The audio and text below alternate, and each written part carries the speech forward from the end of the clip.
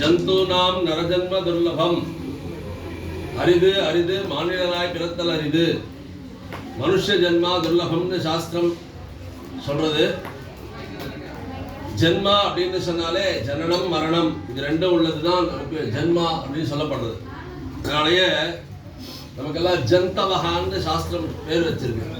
ஜந்துன்னா ஜனனம் மரணம் யாருக்கு இருக்கோ அவெல்லாம் ஜந்து அப்படின்னு. ஆப்ரம்ம ஸ்தம்ப பரியந்தம், பிரம்மாலேருந்து தொடங்கி ஸ்தம்ப பரியந்தம்னு சொல்லதான சின்ன சொல்பமான ஜீவராசிகள், க்ஷணமாத்திரமே ஜீவிக்கக்கூடிய தாவராதிகள்லாம் இருக்கு. இது எல்லாத்துக்கும் ஜந்துன்னு பேர். பிரம்மாவுக்கு 100 வயசுன்னு சொல்லியிருக்கு சாஸ்திரம். சதமானம் பவதி சதாயுः புருஷः சதேந்திரிய ஆயுஷ்யேவேந்திரிய பிரதிஷ்டதின்னு வேதம் ஒரு மனுஷனுடைய பூர்ணமான ஆயுசு 100 வயசு அப்படின்னு சொல்றது. இந்த 100 வயசு நம்ம ஆரோக்கியத்தோட இருக்கணும் அப்படின்னாக்கா என்ன பண்றது அப்படின்னா, இந்த மனுஷ ஜென்மா கிடைச்சி இதன் மூலமாக நாம புண்ணியத்தை சம்பாதிக்கிறதுக்காக தர்மத்தை ஆச்சரணம் பண்ணணும். தர்மத்தை எல்லாரும் அவர்களுடைய தர்மத்தை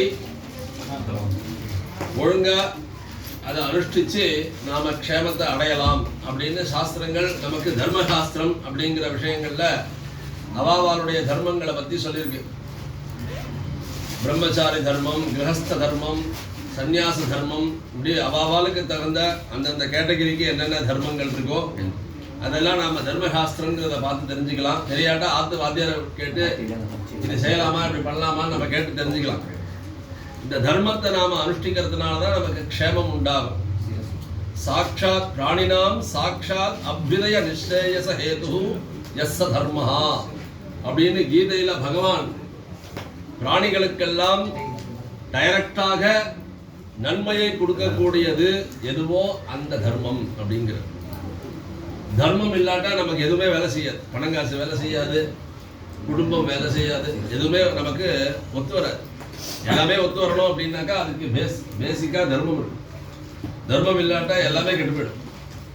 பணம் இருந்தும் பிரயோஜனப்படாது, நல்ல வசதி வாய்ப்புகள் எல்லாமே இருந்தும் வேலை செய்யாது எல்லாமே. அப்போ இதுக்கெல்லாம் மூல காரணம் அது இல்லாமையும் கூட சௌக்கியமா இருக்கலாம், தர்மம் இருந்துருக்குன்னா. அதனால்தான் பிராணினாம் சாட்சாத் அபியுதய நிஸ்ரேயச ஹேது அப்படின்னு ஆதிசங்கரர் கீதையில சொல்லும் பொழுது தர்மம் தான் நமக்கு எல்லாம் சௌக்கியத்தை கொடுக்கிறது. அது நமக்கு டைரக்டா எல்லா விதமான க்ஷேமத்தையும் உண்டு பண்றது அப்படின்னு சொல்றாரு. சாட்சாத் டைரக்டாக அபியுதய நிஸ்ரேயச ஹேது. அபியுதயம்னா நன்மைக்கு, உயர்வுக்கு, நிஸ்ரேயசம் இதற்கு ஹேது காரணமாக இருக்கு. அந்த தர்மத்தை பகவான் சிருஷ்டி பண்ணின உடனே ரிஷிகளுக்கு உபதேசம் பண்ணினார். மரீச்சியாதீன் அக்ரே சிருஷ்டுவா. முதல்ல யாரை சிருஷ்டி பண்ணினார் அப்படின்னா மரீச்சி முதலான மகரிஷிகளை சிருஷ்டி பண்ணி அவளுக்கு தர்மோபதேசம் பண்ணினார்.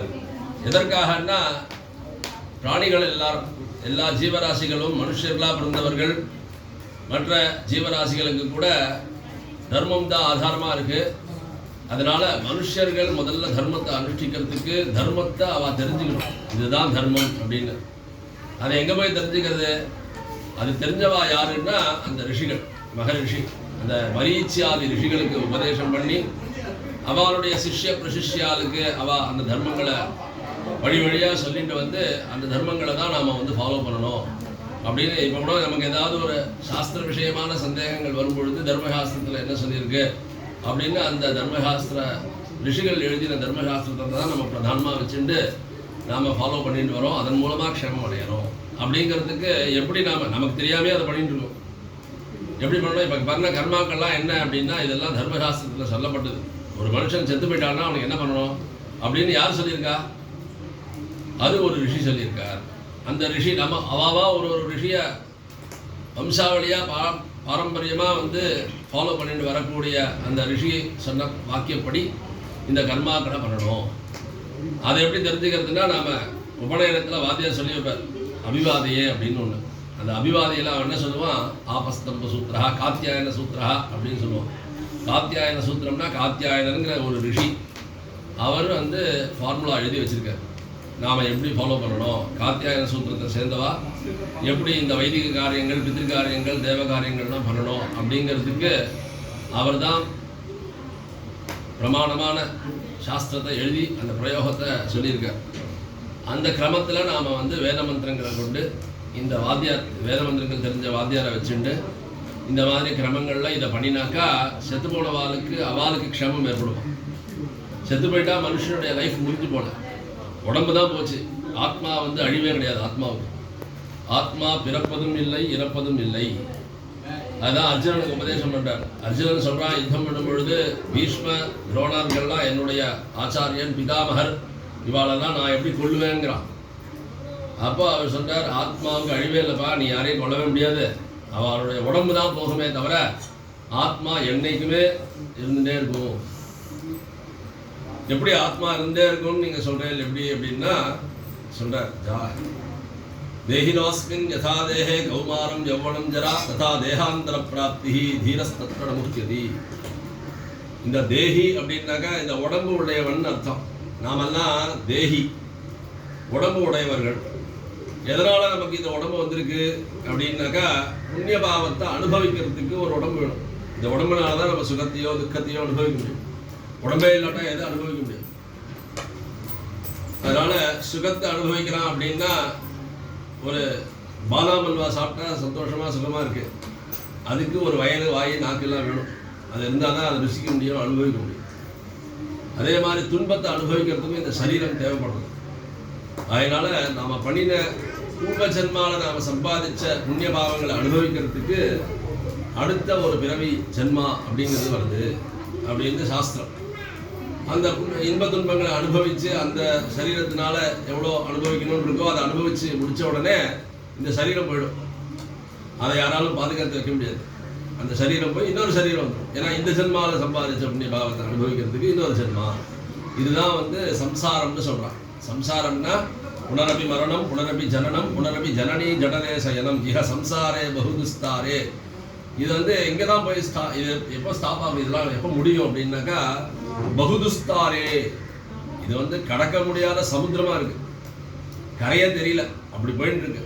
எத்தனையோ ஜென்மாக்கள் முன்னாடி எடுத்துட்டோம், எத்தனையோ லட்சக்கணக்கான ஜென்மா எடுத்து செத்து போய் பிறந்து இப்போ இந்த ஜென்மா வந்திருக்கு. இன்னும் ஜென்மாக்கள் வரும். இவாளுக்கு செத்து போனவாளுக்கு அடுத்த ஜென்மாவுக்கு போனோம். இவா இந்த ஜென்மாவில் பண்ணின புண்ணிய பாவத்தை அனுசரித்து அதை அடையிறதுக்கு அவளுக்கு இன்னொரு சரீரம் வரணும். அப்போது இப்போ செத்து போனவா என்ன ஆவான்னா மறுபடியும் குழந்தையா மாறிடுவான். இப்போ வந்து குழந்தை பருவம், இளமை பருவம், முதுமை பருவம் வந்தது. அடுத்து திருப்பி குழந்தை பருவம் வந்துடுவோம். அதுதான் என் நவதரங்கல்யாணதரங்க ரூபம் கனுதே வித்யம் வா காந்தர்வம் வா தெய்வம் வா பிராஜாபத்யம் வா பிராமம் வா அன்யேஷாம் வா பூதானாம். அன்யேஷாம் வா பூதானாம், மற்ற விதமான பூதங்கள்னா இந்த பிராணிகள். அந்த சரீரத்தை நவதரம் கல்யாணதரம் ரூபம் குருதே. இந்த செத்து போனவன் என்ன பண்ணுவான்னா ரொம்ப புதுமையான ஒரு சரீரத்தை அடைவான். பித்ரியம் வா காந்தர்வம் வா, பித்ருலோகத்து சரீரத்தையோ இல்லை கந்தர்வலோகத்து சரீரத்தையோ அவனுடைய புண்ணியத்தை அனுசரித்து, தெய்வம் வா பிராஜாபத்தியம் வா, பிரஜாபதி லோகத்தில் உள்ள ஒரு சரீரத்தையோ அவன் அடைஞ்சு அவனுடைய புண்ணியங்களை போய் அவன் அனுபவிப்பான் அப்படின்னு சொல்லியிருக்கான். அதே மாதிரி பாபிகளுக்கும் சில லோகங்கள். அந்த புண்ணியம் பாபம் ரெண்டும் தான் நம்மளுடைய லைஃப்பில் நமக்கு சுகதுக்கங்களுக்கு டிசைட் பண்ணுறது. அதனால் இன்னொருத்தனால எனக்கு துன்பம் வந்ததுன்னோ, இன்னொருத்தனால எனக்கு இன்பம் வந்ததுன்னோ, இன்னொருத்தர் மேலே நம்ம பழி போடுறதுக்கு நமக்கு அருகதை இல்லைன்னு சொல்கிறார். சுகஸ்யச்ச துக்கஸ்யச்ச, சுகத்திற்கும் துக்கத்திற்கும் நகோபி தாத்தா, நமக்கு கொடுக்குறவன் யாரும் கிடையாது. இவனால் எனக்கு துன்பம் வந்தது, இவனால் எனக்கு இன்பம் வந்ததுன்னு ஒருத்தரையும் நாம் வந்து பழி சொல்ல முடியாது. ஏன்னா ஸ்வகர்ம சூத்திர கதிதோகி லோகா, அவனவன் செய்த கர்மாவினுடைய பலனை அவனவன் அனுபவிக்கிறான். அதனால் இன்னொருத்தர் மேலே நாம் பழிய போடுறதுக்கோ, பகவான் எனக்கு இந்த மாதிரி துக்கத்தை கொடுத்துட்டான் அப்படின்னு சில பேர் பகவான் திட்டுவா. நான் பூஜை பண்ணினேன், ஆனால் பகவான் எனக்கு துக்கத்தை தான் கொடுத்தார் அப்படின்பா. அந்த மாதிரி நாம் வந்து யாரையும் பழி சொல்ல முடியாது. நாம் பண்ணின கர்மாவை தான் வினைப்பயனை நாம் அனுபவிக்கிறோம் அப்படின்னு சாஸ்திரங்கள் சொல்லுவோம். அப்போது நாம் என்ன பண்ணணும்னா நல்வினைகளை நாம் வந்து அனுசரிக்கணும். அந்த நல்வினைகள்ன்றது என்ன அப்படின்னா அதுதான் தர்மம். அவாவாளுக்குள்ள தர்மத்தை நாம் அனுசரிச்சுன்னு வந்தோம்னா கடைபிடிச்சிட்டு வந்தோம்னா நமக்கு க்ஷேமம் ஏற்படும். இப்படி மனுஷனாக பிறந்ததுனாலேயே அவன் சில பேருக்கு கடனாளியாக பிறகுறான், சில பேருக்கு கடன் படுறான். யாருக்குன்னா முதல் கடனாளி அம்மா அப்பா. நம்மளை பெற்று வளர்த்து ஆளாக்கினவா அம்மா அப்பா. அவள் இல்லாட்டா நாம் வந்து வாழ்க்கையில் ஒரு நல்ல நிலைக்கு போக முடியாது. அதனால் தாயார் தகப்பனாருக்கு ஒவ்வொரு புத்திரனும் புத்திரியும் கடமைப்பட்டிருக்கா. அவளை வந்து நல்லபடியாக ஜீவத்தோர் வாக்கியக்கரணா, அவள் வந்து முதுமை அடையும் பொழுது அவள் நல்லபடியாக பார்த்துக்கணும். பிரத்யப்தம் பூரி போஜனான், அவளுடைய மரணத்துக்கு அப்புறமா அந்த ஆத்மா வந்து நல்ல கதிக்கு போய் சேரணும். நல்ல கதின்னா என்னன்னா அடுத்த ஜென்மா பிறவிக்கு அவள் போகணும். போகிறதுக்கு வழிகாட்டியாக இருக்கிறது இந்த கர்மா தான். இந்த கர்மா பண்ணாட்டா அவளுக்கு வழி தெரியாது. அவள் வந்து பல நாட்கள் இந்த லோகத்துக்கும் வர முடியாமல், அவளுடைய புண்ணிய லோகத்துக்கும் போக முடியாமல் ஒரு குத்துன்னு ஒரு நரகம் இருக்கான், அதில் மாட்டின்னு கஷ்டப்படுவாளாம். அதனால தான் புண்ணாம்னஹா நரகாத்ராயதே இது புத்திரஹா. புத்துங்கிற நரகத்தில் விழாமல் பெற்றவர்களை காப்பாற்றுறதுனால புத்திரன் அப்படின்னு பேர். புத்திரன்னா காப்பாற்றுறவன். க்ஷத்ரம் புத்திரம் அப்படின்னு சொன்ன. க்ஷத்ரம்னா க்ஷதாத்ராயது, இது க்ஷத்ரியா அப்படின்னு சொல்லுவாங்க. க்ஷத்ரியன்னா ராஜா. ராஜா வந்து பிரஜைகளை காப்பாற்றுறான். அந்த காப்பாற்றக்கூடிய ஒரு கடமை நம்மளை வந்து பெற்று வளர்த்து காப்பாற்றின அம்மா அப்பாவுக்கு அவளை நாம் காப்பாற்றணும். அவளுடைய கதி மரணத்துக்கு அப்புறமா அவள் வந்து நல்ல கதிக்கு போய் சேர்றதுக்கு இந்த கர்மாவை ஸ்ரத்தையாக பண்ணணும் அப்படின்னு. இதை வந்து எப்படி பண்ணினா அவளுக்கு க்ஷேமம் உண்டாகுமோ அதை வந்து ரிஷிகள் தர்மசாஸ்திரமாக எழுதி வச்சுருக்காங்க. முதல் நாள் தவறி போன அன்றைக்கி என்ன பண்ணணும், அப்புறம் 10 நாளைக்கு என்ன கர்மா, அப்புறம் 11 நாள் கர்மா, 12 நாள் கர்மாலாம் இப்படி பண்ணணும் அப்படிங்கிறத ரிஷிகள் எழுதி வச்சுருக்காங்க. அந்த கர்மாவை அந்த பிரகாரத்தில் பண்ணினோம்னா அவள் வந்து பித்ருலோகம்ங்கிற லோகத்துக்கு போய் சேருவாளாம். அவளுக்கு போகிற வழியில் பல சிரமங்கள்லாம் இருக்குது. அந்த சிரமங்கள்லேருந்து அவள் வந்து நல்லபடியாக போய் சேர்றதுக்கு அவளுக்கு தானம் பண்ணணும்னு சொல்லியிருக்கு. அதனால தான் பாரதத்தில் தர்மராஜரை பார்த்து யக்ஷ பிரஷ்னத்தில் கேட்குறான், இந்த உலகத்தை விட்டு போனவனுக்கு யார் நண்பன் அப்படின்னு கேட்குறான். தானம் தான் நண்பன்னு சொல்கிறான். அவன் பண்ணின தானம் தான் அவனுக்கு இந்த லோகத்துலேருந்து எதையாவது எடுத்துன்னு போக முடியுமா? இந்த லோகத்தில் நம்ம கோடி கோடியாக சம்பாதிச்சோம், நம்மளுடைய சொத்து தான். ஆனால் போகிறச்சு எதையும் கொண்டு போக முடியாது. அது இந்த லோகத்துக்கான சொத்து. இந்த லோகத்தில் இருந்தால் அனுபவிக்கலாம். இந்த லோகத்தை விட்டு போனவனுக்கு அது பிரயோஜனப்படாது. அப்போது அவன் இந்த லோகத்துலேருந்து பரலோகத்துக்கு வேண்டியதாக என்ன சம்பாதிக்கணும்னா புண்ணியத்தை சம்பாதிக்கணும். தானம் பண்ணுறது. ஒருவேளை அவனுக்கு தானம் பண்ணுறதுக்கு அவகாசமே இல்லை அப்படின்னா என்ன பண்ணுறதுன்னா, புத்திரன் இந்த 10 நாளைக்கு 12 நாள் அன்னைக்கு 11 இதுக்கெல்லாம் சில தானங்கள் சொல்லியிருக்கு. அதை அவளை உத்தேசம் பண்ணி புத்திரன் பண்ணினால்னாலே அவளுக்கு போய் சேரும். அதனால தான் அந்த 10, 11க்கெல்லாம் நிறைய தானங்கள்லாம் பண்ண சொல்லியிருக்கா ரிஷிகள். கொடை, தடி, பாதரக்ஷ, அன்னம் இதெல்லாம் தானம் பண்ணினாக்கா இவாளுக்கு அந்த லோகத்துக்கு போய் சேர்றதுக்கு உதவி பண்ணும். அதனால தான் ரிஷிகளே சொல்கிறார், உனக்கு வந்து சுத்தமாக எனக்கு நம்பிக்கையே இல்லை, இதெல்லாம் நடக்குமா, இதெல்லாம் நான் கண்ணில் பார்த்தேனா அப்படின்னு நீ சொல்கிறேன்னு வச்சுக்கோ, ஆனாலும் நீ கர்மா பண்ணாமல் இருக்காத அப்படின்னு. எப்படி ஒருத்தன் வந்து ஒரு அந்த காலத்துலலாம் ஒரு ஊர்லேருந்து இன்னொரு ஊருக்கு நடந்து தான் போவாள். அப்போல்லாம் வந்து வாகனங்கள்லாம் கண்டுபிடிக்கப்படலை, நடந்து தான் போவாள், இல்லாட்டா மாட்டு வண்டியில் போவாள். அப்படி போகும்போது ராத்திரி வேலை வந்துடுச்சுன்னா எந்த கிராமத்தில் போய் நிற்கிறாலும் அந்த கிராமத்திலே அவாத்தில் தர்மத்துக்காக திண்ணைன்னு ஒன்று கட்டுவாள். இப்போல்லாம் அந்த திண்ணையே பார்க்க முடியறதில்லை. அதுதான் அந்த காலத்தில் போகிறவாளுக்கு தங்குற விடுதியாக இருந்தது. ஆற்றுல வாசலில் ஒரு திண்ணையை போட்டு கட்டி வச்சுருவாள். ஏன்னா வழிபோக்கர்களாக இருக்கவாள்லாம் ராத்திரி வேலையில் அங்கே தங்கிட்டு காலம்புரை எழுந்து அவள் பிரயாணத்தை அவள் வந்து தொடர்ந்து போவாள். அப்படி போகிறவன் சில காட்டுப்பகுதிக்குள்ளே போக வேண்டியிருக்கும். அங்கெல்லாம் வந்து சில விலங்குகளால் ஆபத்துகள் இருக்கும். அப்போ அவன் கேட்பானான், இந்த வழியில் போனால் எப்படிப்பட்ட பாதையாக இருக்கும், இது சிரமங்கள் இருக்குமா, விலங்குகள் ஏதாவது கொடூரமான சிங்கம், புலி போன்ற விலங்குகள் ஏதாவது இருக்குமா, அதனால் ஆபத்து இருக்குமான்னு கேட்பானான். அவன் சொல்லுவான், கையில் ஆயுதத்தை எடுத்துகிட்டு போ, ஒரு வேலை இருந்ததுன்னா உன்னை நீ பாதுகாத்துக்கலாம், இல்லைன்னாலும் அதை தூக்கின்னு போகிறதுனால உனக்கு பெரிய சிரமம் ஒன்றும் கிடையாது அப்படின்னு சொல்லுவாங்க. அந்த மாதிரி பரலோகம்னு ஒன்று இருக்கா இல்லையா யார் போய் பார்த்தா, அதனால் இதெல்லாம் பண்ணினா என்ன பிரயோஜனம் அப்படின்னு நீ கேட்குறத விட பண்ணி வச்சுடு. ஒரு வேளை பரலோகம்னு இருந்ததுன்னா இது அங்கே உனக்கு க்ஷேமத்தை கொடுக்கும், இல்லாட்டாலும் இதனால ஒன்றும் இது ஒரு பெரிய செலவு இல்லை, எத்தனையோ செலவு பண்ணுறோம், இது ஒரு செலவு கிடையாது அப்படிங்கிற மாதிரி பண்ணு அப்படின்னு ரிஷிகள் அந்த அளவுக்கு இறங்கி வந்து நமக்கு சொல்கிறான். அப்படி சொல்லணும்னு அவசியம் கிடையாது. அவளுக்கு நீ கடா கட்டு போகணும்னு விட்டுடலாம். ஆனால் அவளுக்கு உள்ள காருண்யத்தினால நம்ம எல்லாம் சௌக்கியமாக இருக்கணும். நாம் எப்படி குழந்தைக்கு ஒன்றுமே தெரியாது, நெருப்பை தொட்டால் சுடுன்னு தெரியாது குழந்தைக்கு, அது போய் தொட போகிறது. அப்போது நாம் தொடாத சுடுவோம் அப்படின்னு சொல்கிறோம் இல்லையா? அந்த மாதிரி ரிஷிகள் நமக்கு பரம காருண்யத்தினால இந்த தர்மசாஸ்திரங்களை எழுதி வச்சிருக்கா நம்மளுடைய க்ஷேமத்துக்காக.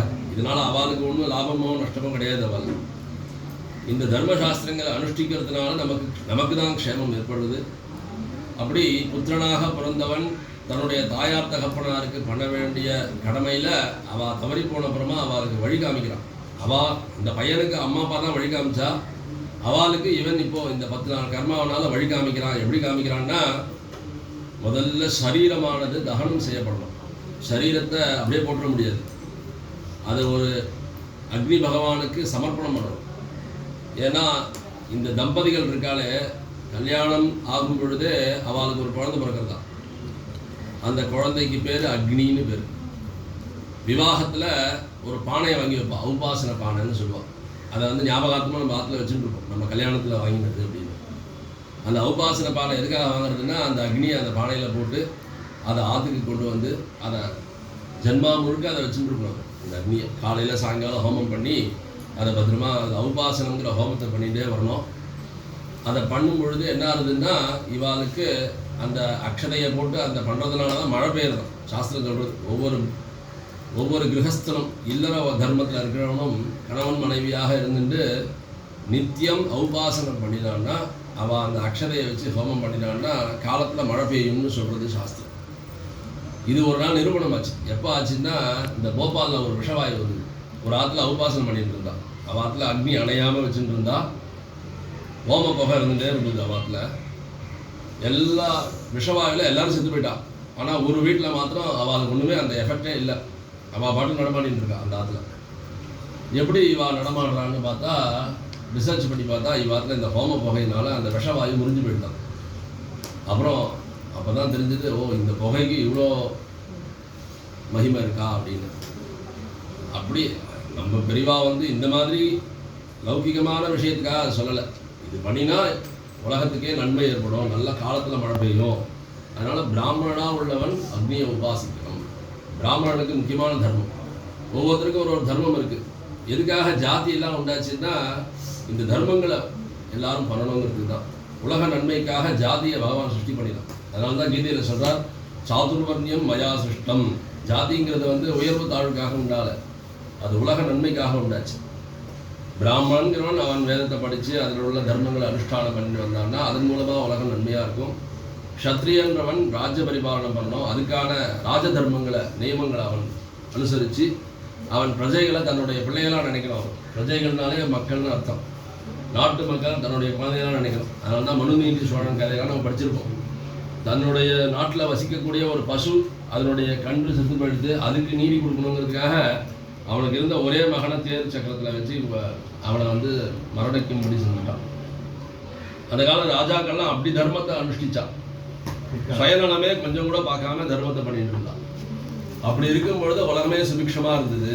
அப்போ தர்மம் தான் உலக நன்மைக்கு காரணமாக இருக்கு. நாஸ்திகன் கூட தர்மத்தை ஒத்துக்க மாட்டான். ஒரு நாஸ்திகன் இருக்கான்னு வச்சுக்கோங்க, அவன்கிட்ட போய் நீங்கள் வந்து தப்பாக நடந்துட்டேன்னா இது அதர்மமா, தர்மம் இல்லை. அப்படிப்பட்டது தர்மம். இந்த தர்மத்தை நாம் விடாமல் பண்ணிட்டு வரணும். அதுக்காக தான் ரிஷிகள், பகவானே உலகத்தை சிருஷ்டி பண்ணும் பொழுது ரிஷிகள்கிட்ட தர்மத்தை உபதேசம் பண்ணி இதை வந்து பரம்பரையாக நீங்கள் இந்த தர்மத்தை எல்லாருக்கும் உபதேசம் பண்ணிகிட்டே வரணும், எல்லாரும் அனுஷ்டானம் பண்ணணும், இதன் மூலமாக க்ஷேமத்தை அடையணும் அப்படின்னு இந்த தர்மத்தை வச்சுருக்கா. அதில் முக்கியமான தர்மம் மாதா பித்திருக்களுக்கு நாம் செய்ய வேண்டியது. புத்திரனே இல்லை அப்படின்னா புத்திரி கர்மாவை பண்ணலாம். தம்பதிகள் பரஸ்பரம் அவளுக்குள்ள இந்த கர்மாவை பண்ணிக்கலாம். ஆத்துக்காரிக்கு ஆத்துக்காரர் பண்ணியிருக்காருங்க அப்படின்னா என்னென்னா, ஆத்துக்காரிக்கு கர்மாவை ஆத்துக்காரர் பண்ணலாம். இந்த அக்னியில் அவளை வந்து முதல் நாளைக்கு தகனம் பண்ணுறான். இந்த அக்னியில் அவளுடைய முதல் குழந்தை.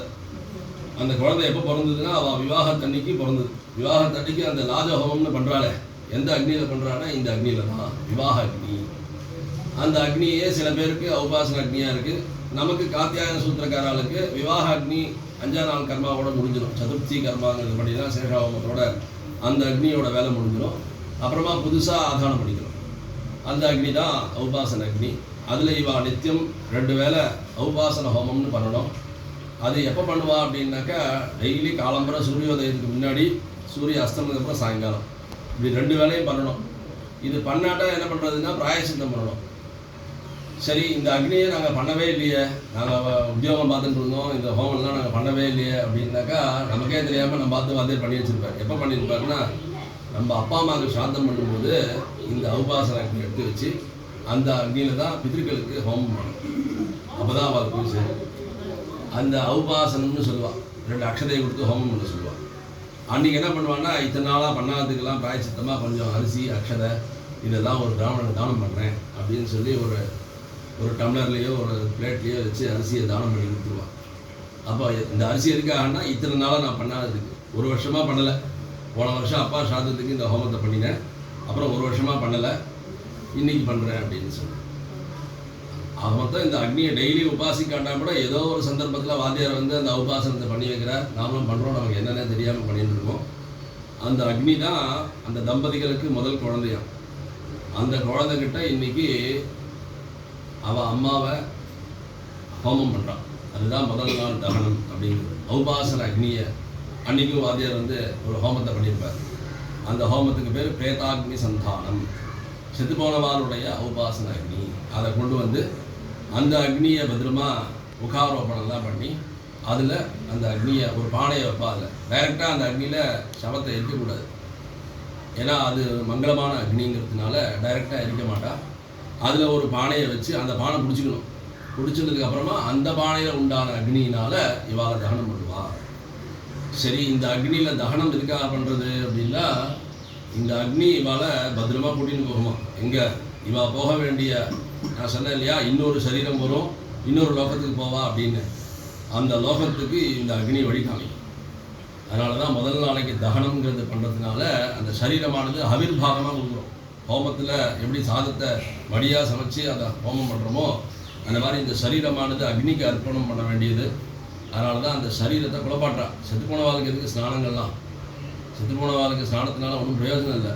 ஆனால் அந்த சரீரம் வந்து அக்னிக்கு கொடுக்கக்கூடிய ஆவிர்வாகமாக இருக்கிறதுனால அந்த சரீரத்தை குழப்பாட்டி சுத்தமாக அந்த சரீரத்தை அக்னியில் தகனம் பண்ணினாக்கா அவளுடைய அந்த ஆத்மா வந்து அடுத்த ஜென்மாவுக்கு போகிறது, இன்னொரு சரீரம் உண்டாகும். இப்போது இவாளிடத்துலேருந்து ஒரு அக்னி பிறந்தது, அந்த அக்னிலேருந்து இவா பிறக்க போகிறான்.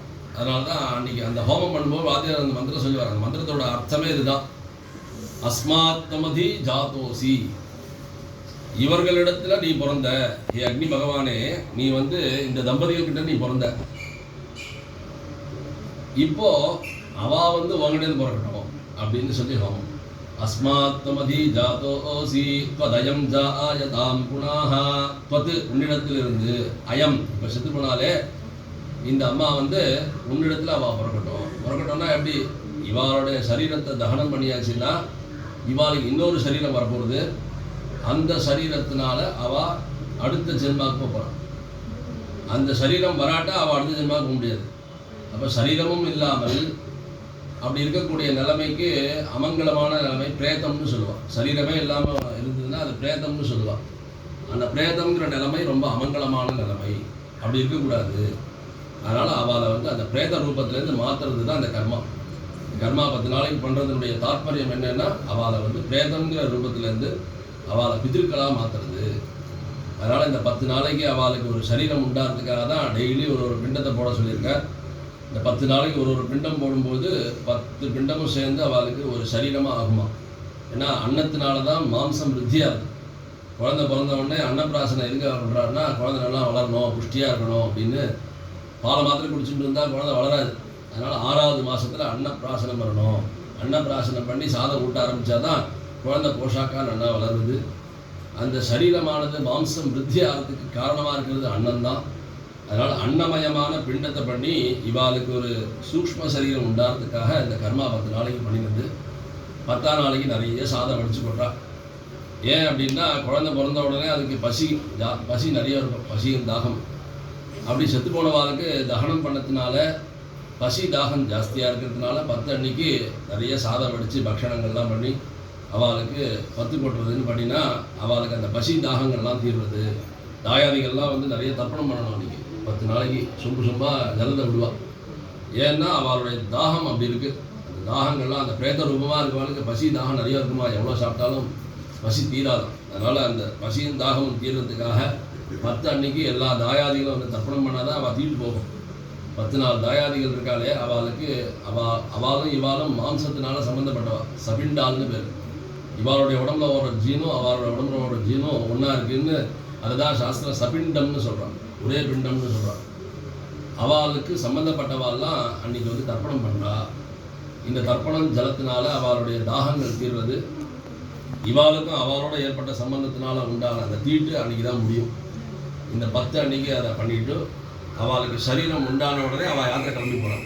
எங்கே போகிறான்னா பித்ருலோகத்துக்கு போகிறா. 11ஆம் நாள் பித்ருலோகத்துக்கு போகும்போது அவள் பண்ணின பாபம் புண்ணியங்கள்லாம் இருக்க அதெல்லாம் கணக்கு பார்ப்பாளாம். ஒருவேளை ஏதாவது பாபங்கள் இருந்ததுன்னா அதனால் ருத்ரன் வந்து அவளை ஹிம்சிக்கக்கூடாது அப்படிங்கிறதுக்காக அன்றைக்கி ருத்ரனுக்கு ஹோமம் பண்ணினான். ரிஷபோத்சர்ஜனம்னு பேர். ஒரு காலகனுடைய பூஜை பண்ணி ருத்ர பாராயணம் பண்ணி அன்றைக்கி ருத்ரத்தினால அவளுக்கு ஜபங்கள்லாம் பண்ணி காலகனுடைய பூஜை பண்ணி அபிஷேகம் பண்ணுவாள்.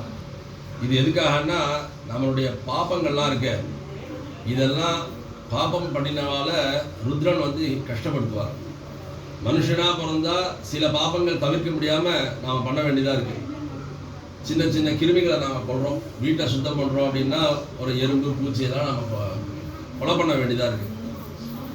அப்படி மனுஷனாக பிறந்தால் நாம் ஜீவிக்கிறதுக்கே சில சின்ன சின்ன பாப்பங்களாக சம்பவிக்கிறது. அதெல்லாம் தவிர்க்க முடியாத பாப்பங்கள். வேறும்னே பண்ணக்கூடிய பாபங்கள் வேறு. ஆனால் இந்த மாதிரி தவிர்க்க முடியாத பாபங்களுக்கு நம்ம பிராயசித்தம் பண்ணி பகவான்கிட்ட நாம் வந்து பிராயசித்தம் பண்ணாலே நமக்கு மன்னிச்சுடுவார். அதனால் இந்த மாதிரி பாபங்கள்லாம் இருந்ததுன்னா அதெல்லாம் சரியாக போகணும் அப்படிங்கிறதுக்காக 11 அன்னைக்கு ரிஷபோத்சர்ஜனம் பண்ணி ருத்ரனுக்கு பிரீத்தி பண்ணினா அவளை வந்து ருத்ரன் இம்சிக்காமல் இருப்பார் அப்படிங்கிறதுனால. அது மாத்திரம் இல்லை, அவளுக்கு அந்த பிரேத ரூபம் அப்போ தான் மாறும். ரிஷபோத்சர்ஜனம் பண்ணால் தான் அந்த பிரேத ரூபமானது மாறும். மாறி அவளுக்கு 12 அன்னைக்கு சபிண்டீகரணம் பண்ணினா பித்ருலோகம் கிடைக்கும். பித்ருலோகத்துக்கு போகிறதுக்கு 1 வருஷம் ஆகிடும். ஆனால் வந்து அந்த 1 வருஷ காலம் அவள் யாத்திரை போகிறாளாம். போகிற வழியில் அவளுக்கு எந்த விதமான வசதியும் கிடையாது. ஒரு நிழல் இருக்காது, ஒரு மரம் இருக்காது. 12 சூரியன் இருப்பாளாம் போகிற வழியில். துவாதசாதித்யாக அப்படின்னு சொல்லியிருக்கு. அந்த வெப்பங்கள்லாம் அவளை வந்து தாக்காமல் இருக்கணுங்கிறதுக்காக அவளுக்கு கொடையை தானமாக பண்ண சொல்லியிருக்கு. கொடையை தானம் பண்ணினா அவளுக்கு நிழல் கிடைக்கும். தீர்த்த பாத்திரத்தை தானம் பண்ணினா அங்கே போகிற வழியில் அவளுக்கு ஜலம் கிடைக்குமா. இல்லாட்டா ஜலமே சாப்பிடாம வெயிலில் வாடிட்டு அவள் வந்து சபிச்சுடுவாள். யாரை சபிப்பா? யார் இவாளுக்கு தீர்த்தத்தையும் கொடையையும் தானமாக கொடுக்க வேண்டிய இடத்துல இருக்காளோ அவள் பண்ணாதவாள் அவள் சபிச்சுடுவா. அந்த பிரேத சாபம் நமக்கு ஆகாது. இன்னொன்று கடமைங்கிறதுனால பண்ணணும். நம்மளுடைய சந்ததி சௌக்கியமாக இருக்கணுங்கிறதுக்காகவும் நம்ம பித்ருக்களுக்கு பண்ண வேண்டியதை பண்ணியாகணும். பண்ணாமல் போயிட்டா என்ன ஆகும் அப்படின்னா உடனே அது பாதிக்காது. அது சரியான சமயத்தில் நமக்கு அதோட எஃபெக்டை காமிச்சிடும். அதான் ஒரு தீட்சிதர் ஒருத்தர் உபன்யாசத்தில் சொன்னார், பித்ரு சாபங்கள்லாம் வச்சுக்கக்கூடாதுன்னு. ஏன்னா அவர் என்ன உதாரணம் சொன்னார்னா, ஒரு ஆற்றுல சாந்தமே பண்ண மாட்டாராம், நல்லா தான் சௌக்கியமாக தான் இருந்தாலாம், பையனும் நல்லா படிப்பான், எல்லாத்துலேயும் மெரிட்டில் பாஸ் பண்ணினான், நல்ல படித்து நல்ல பட்டங்கள்லாம் வாங்கினதுக்கப்புறமா பிஹெச்டிலாம் பண்ணப்புறமா அவனுக்கு நல்ல உத்தியோகம் கிடச்சிது. நாளைக்கு உத்தியோகத்தை போய் ஜாயின் பண்ணுவான். இன்றைக்கி பைத்தியமாக போயிட்டானா திடீர்னு. என்ன ஆச்சு டாக்டருக்கெலாம் ஒன்றும் புரியல, எதனால் இவனுக்கு பைத்தியம் முடிச்சுன்னே தெரியல. இது மாதிரி பித்ருக்களுடைய சாபங்கள்லாம் இப்படிலாம் வேலை செய்யணும். பித்ருக்களுடைய சாபம் இருந்ததுன்னா கஷ்டப்பட்டு முயற்சி பண்ணி முன்னுக்கு வரும்பொழுது கடைசியில் பலன் இல்லாமல் போயிடும். அதனால் பித்ருக்களுடைய சாபத்தை நாம் வாங்கி கொடுத்தாரு. அதனால் பித்ருக்களுக்கு பண்ண வேண்டிய ஸ்ராத்தாதி கர்மாக்களை பண்ணணும் அப்படின்னு அந்த தாமோதர தீட்சிதர்னு அவர் உபன்யாசத்தை சொன்னார். சொல்கிறது கொஞ்சம் கஷ்டமாக தான் இருந்தது, என்ன இப்படி சொல்கிறாரு அப்படின்னு. ஆனால் அதுதான் வாஸ்தவம், அப்படி நடக்கிறது. நம்ம பார்த்துருக்கோம், நிறைய பேர் அதில் பார்த்துருக்கோம். அதனால் நம்ம பித்ருக்களுக்கு பண்ணிட்டோம்னா நமக்கு நம்மளுடைய குழந்தைகளுக்கு நீண்ட ஆயுசு ஆரோக்கியம் ஐஸ்வர்யம் ஏற்படுங்கிறது பிரத்யட்சமாக அது பண்ணுறவா ஆற்றுலையும் பார்க்குறோம், பண்ணாதவா சிரமப்படும் பொழுது அதையும் பார்த்துட்டு இருக்கோம். அதனால் பித்ருக்களுக்கு நாம் பண்ண வேண்டியது கடமைங்கிறது ஒன்று, இன்னொன்று நம்மளுடைய க்ஷேமம். அதனால் நாம் அவளுக்கு பண்ண வேண்டிய கர்மாக்களை ஸ்ரத்தையாக பண்ணி தான் ஆகணும். ஸ்ரத்தையாக பண்ணுறதுனால தான் இதுக்கு ஸ்ராத்தம்னு பேர். சில பேர் சொல்கிறா கயாவில் போய் பண்ணிட்டாக்கா போருமா, அதுக்கப்புறம் ஸ்ராத்தமே பண்ண வேண்டாமான்னு. நான் கேட்குறேன், ஒரு நாள் உங்களுக்கு நல்லா விருந்து நல்லா போஜனமாக நல்லா போட்டாச்சுன்னா அதுக்கப்புறம் நீங்கள் சாப்பிடாம இருப்பீங்களா? ஜென்மா முழுக்க ஒரு நாள் நல்லா சாப்பிட்டாச்சு திருப்தியாக போகிறோம், இனிமேல் சாப்பிட வேண்டாம் அப்படின்னு நீங்கள் நினைப்பீங்களா? அதனால் அன்னன்னைக்கு பசிக்க தான் செய்கிறது, அன்னன்னைக்கு சாப்பிட்டு தான் ஆகணும். விருந்து உபச்சாரங்கிறது என்றைக்கோ ஒரு நாள் வரும். இந்த மாதிரி கயா சிராத்தங்கிறது என்றைக்கோ ஒரு நாள் போய் பண்ணிட்டு வந்தால் விசேஷம். ஆனால் வருஷா வருஷம் அவளுக்கு பண்ண வேண்டிய சாதத்தை நாம் ஜீவிச்சிருக்கவர்களும் பண்ணணும். நம்ம உயிர் உடம்புல உயிர் இருக்கவர்களும் பண்ணணும். எனக்கு தெரிஞ்ச ஒரு வயசான தாத்தா ஒருத்தார், 102 வயசு. அவரால் எழுந்து உட்காரவே முடியாது. ஆனால் அவர் படுத்துட்டே அவள் அப்பா அம்மாவுக்கு சாதம் பண்ணார். அப்படியெல்லாம் பண்ணதுனால தான் அவள் 100 வயசு வாழ்ந்தாள். நல்ல ஆரோக்கியத்தோடு இருந்து 102 வயசு வரலும் நல்லா கண் பார்வையெல்லாம் நல்லா இருந்தது. எழுந்து உட்கார முடியல அவரால். அப்படி இருந்தும் சாதங்களை பண்ணிட்டார். அந்த மாதிரி பித்திருக்களுக்கு நாம் பண்ண வேண்டிய கடமை நமக்கு. புத்திரனா பிறந்தவாளுக்கு சரி, புத்திரியாக இருந்தாலும் சாதம் பண்ணலாம். புல் வாங்கி பண்ணுறதுன்னு பண்ணுவாள். எப்படியோ ஒன்று அந்த கர்மாவை பண்ணாமல் விடக்கூடாது. கணவனுக்கு மனைவியோ பண்ணலாம், மனைவிக்கு கணவன் பண்ணலாம் அப்படின்னுலாம் சாஸ்திரங்கள் நமக்கு நம்மளுடைய இதுக்கு அனுசரித்து நமக்கு சாஸ்திரம் பண்ணி கொடுக்குறது. அதையே நாம் பண்ணாமல் போயிட்டோம்னா நமக்கு பெரிய கஷ்டங்கள் நமக்கு வரதுக்கு வாய்ப்பு இருக்குது. அதனால் பித்திருக்களுக்கு பண்ண வேண்டிய ஸ்ராத்தங்களையோ பிதிரு காரியங்களையோ நாம் எந்த அளவுக்கு ஸ்ரத்தையாக பண்ணுறோமோ அது நம்மளுடைய குடும்பத்துக்கு க்ஷேமம் அப்படின்னு சாஸ்திரம். அதுதான் தர்மம். இந்த தர்மத்தை ஒழுங்காக ஃபாலோ பண்ணிட்டு வரவனுக்கு அது எல்லாமே அனுகூலமாக இருக்கும். அது பண்ணாதவனுக்கு இந்த மாதிரி காமிச்சிடும். எல்லாம் படித்து முன்னுக்கு வர நேரத்தில் பலன் இல்லாமல் போயிடும். அதனால தான் அதுதான் தர்மத்தினுடைய பிரபாவமே. நாம் நேரடியாக பார்த்துட்டோம். கொரோனா டயத்தில் 7 லட்ச ரூபா பணம் வச்சுட்டு ரெடியாக இருக்கான், பெட் இல்லைங்கிறான். பணமே இல்லாதவனுக்கு அந்த வியாதியே வரலைங்கிறான். ஏன்னா அவனுக்கு தர்மம் இருக்குது, இவனுக்கு இல்லை. அதனால தான் அவன் கஷ்டப்படுறான். தர்மம் இருந்துட்டுனா அவனுக்கு பணமே தேவைப்படாது. பணத்தினால அவனுக்கு ஒரு பிரயோஜனம் கிடையாது. தர்மத்தினால தான் பிரயோஜனமே. எல்லோரும் நாம் எதை தேடி ஓடுறோன்னா பணத்தை தேடி ஓடிட்டு இருக்கோம். ஆனால் எல்லோரும் எதை தேடி ஓடணும்னா தர்மத்தை தேடி ஓடும். தர்மம் தான் வேலை செய்யுமே தவிர பணம் காசோ பதவியோ எதுவுமே வேலை செய்யாது. அதெல்லாம் ஓரளவுக்கு தேவை. அப்படி நாம் தர்மத்தை தான் நமக்கு பெரியவாள்லாம் சொல்லியிருக்கா. தர்மோ ரக்ஷதி ரக்ஷிதான்னு. அப்படி புத்திரனா பிறந்தவன் இந்த கர்மாக்களை பண்ணி அவளை நல்ல லோகத்துக்கு போய் சேர்றதுக்கு இந்த கர்மாவை ஸ்ரத்தையாக பண்ணுறதுனால அந்த ஆத்மா நல்ல கதியை போய் சேர்றது. அவளுடைய ஆசீர்வாதத்தினால இவளுடைய சந்ததியானது குழந்தைகள், பெண்கள், பேரன் பேத்திகள், பிள்ளைகள்லாம் சௌக்கியமாக ஆரோக்கியமாக நீண்ட ஆயுசோட நல்ல புத்தியோட நல்லா வரணும். அப்படின்னாக்கா பித்திருக்களுடைய ஆசீர்வாதம் ரொம்ப முக்கியம் ஒரு குடும்பத்துக்கும். இதை நமக்கு பரம்பரையாக நம்ம பெரியவாலாம் அனுஷ்டிச்சினோம். எங்கள் அப்பாலாம் சாப்பாட்டுக்கே கஷ்டமாக இருந்தால் கூட சரி, அந்த ஸ்ராத்தத்தை மாத்திரம் எப்படியா பண்ணிவிடுவோம். ஸ்ராத்தம் வருதுன்னா ஒரு மாதம் முன்னாடியே லெட்டர் போட்டு, கோவிந்தா வாத்தியார் எனக்கு அண்ணாமரம் வேணும், இவாளுக்கு தெரியாது, அவர் எனக்கு அண்ணாமரம் வேணும், அவர்கிட்ட பேசுவார். ஸ்ராத்தம் வருதுன்னா உடனே லெட்டர் போட்டுருவோம்பா யாராத்துக்கும். அந்த உபாத்தியக்கார எல்லாத்துக்கெல்லாம் எழுதி போட்டுருவார். லெட்டர் போட்டு அவர் முதல் நாளே போயிடுவாருங்க. அவருக்கு முதல் நாளே போய் 2 நாள் முன்னாடியே கூட சாந்தம் போய் பண்ணி வைக்கிறதுக்கு போயிடுவார். அவள் ஆற்றுலேயே இருந்து அவாத்து மனுஷர் மாதிரி அங்கேயே இருந்து அதை பண்ணி கொடுத்து முடிச்சுட்டு இருப்பார். அது மாதிரி பித்திருக்காரியம் ரொம்ப முக்கியங்கிறது அந்த காலத்தில் பெரியவாள்லாம் விடாமல் அனுஷ்டிச்சுன்னு வந்ததுனால தான் நாமெல்லாம் இன்றைக்கி சௌக்கியமாக இருக்கோம். நம்மளுடைய குழந்தைகள் சௌக்கியமாக இருக்கணும். அதுக்கு நாம் நல்ல வழியை நாமளும் ஃபாலோ பண்ணணும், அவளுக்கும் சொல்லிக் கொடுக்கணும். இதெல்லாம் நாம் பெரியவாளுடைய அனுகிரகத்தினால இதெல்லாம் பண்ணதுனால நாம் இன்றைக்கி க்ஷேமமாக இருக்கோம். இந்த க்ஷேமம் நம்மளுடைய சந்ததிகளுக்கும் வரணும் அப்படிங்கிறதுக்காக இந்த தர்மசாஸ்திரங்களை இதனுடைய தாற்பயத்தை சொல்கிறதுங்கிறது இன்றைக்கி சுபத்தன்னைக்கு இந்த கர்மாவுடைய பலன் என்ன, இது எதுக்காக பண்ணுறோம் அப்படிங்கிறத சொல்லி அந்த ஆத்மா நல்ல கதியை அடைஞ்சுது அப்படிங்கிறத ஒரு ஸ்லோகமாக எழுதி வாசித்தாக்கா, விப்ரவாக்கியோ ஜனார்தனா. ஒரு பிராமணன் வேதம் படித்தவன் வாக்குனால ஒன்று சொன்னான்னா அது மகாவிஷ்ணுவே சொன்ன மாதிரின்னு சொல்லுவாள். ஆகையினால இதை ஒரு பிராமணன் வாக்குனால சொல்லும்படி இந்த ஸ்லோகத்தை எழுதி அந்த ஆத்மா நல்ல கதியை அடைஞ்சால் அப்படின்னு சொல்கிறதுன்னு சம்பிரதாயம். அதனால் இதை ஸ்லோகமாக எழுதியிருக்கேன். அதை படித்து அதனுடைய தாத்பரியத்தை சொல்லிட்டு பூர்த்தி பண்ணிக்கிறேன். அப்தேஸ்மின் சோபகிருண் நாம சம்வத்சரே மேஷஸ்திதே தினமனௌ சோமவாசரகே கிருஷ்ணபக்ஷே திருத்தீயாயுதே ஹனி ஜேஷ்டக்ஷே சிவயோக வனிஜகே கரணகே சாண்டில்யான்வய வாரிதௌ மூடா பிரபாவதி நாம்னி சதி பேஜே சம்புபதம் சுபுண்ய நிஜைஹி சத்கர்ம சந்தாரிதா. ரொம்ப மங்களகரமான சோபகிருத் வருஷத்தில் மேஷஸ்திதே தினமனோ சித்திர மாதம் தேய்பிரை திதியை அன்னைக்கு ஜேஷ்டா நட்சத்திரமும் சிவயோகமும் மனிதகரணமும் கூடிய சுப தினத்தில் சாண்டில்யான்வய வாரிதௌ மூடா பிரபாவதி. பிறந்த கோத்திரம் வேற, முக்காத்து கோத்திரம் வேறு, ஒரே கோத்திரத்தில் பண்ணக்கூடாது கல்யாணம், சாஸ்திரம். அந்த பிரகாரமாக அவள் கல்யாணம் பண்ணிட்டு வந்த கோத்திரம் இந்த கோத்திரத்தில் சாண்டில்ய கோத்திரத்தில் அவள் கல்யாணம் பண்ணிட்டு குழந்தை குட்டியெல்லாம் பெற்று நல்லா பேரன் பேத்திகளோட நல்லா சௌக்கியமாக புண்ணியவதியாக வாழ்ந்திருக்கா. அவள் வந்து வேதே சம்புபதம், அவள் பண்ணின புண்ணியத்தினால தன்னுடைய பர்த்தா கையினால் தனக்கு சம்ஸ்காரம் செய்விக்கப்பட்டு நல்ல லோகத்தை அடைந்தார் அப்படின்னு சொல்லி இதனுடைய தாற்பயம். அவளுடைய ஸ்ராத்த திதி இதில் எழுதியிருக்கு. சோபகிருத் வருஷம் உத்தராயணம் சித்திர மாதம் தேய்பிரை கிருஷ்ணபக்ஷ திருதியை. இந்த திருதியில் இந்த ஒரு வருஷத்துக்கு மாசிகங்கள்லாம் பண்ணணும். அப்புறம் வருஷம் அவளுக்கு கணவன் பண்ணின ஸ்ராத்தங்கிறதுனால ஹோமம் வராது, சங்கல்ப ஸ்ராத்தம் தான். ஏன்னா சாஸ்திரம் வந்து அவளுக்கு தகுந்த மாதிரி சாஸ்திரம் வளைஞ்சு கொடுக்குது. ஏன்னா விடாமல் பண்ணணுங்கிறதுக்காக தான்.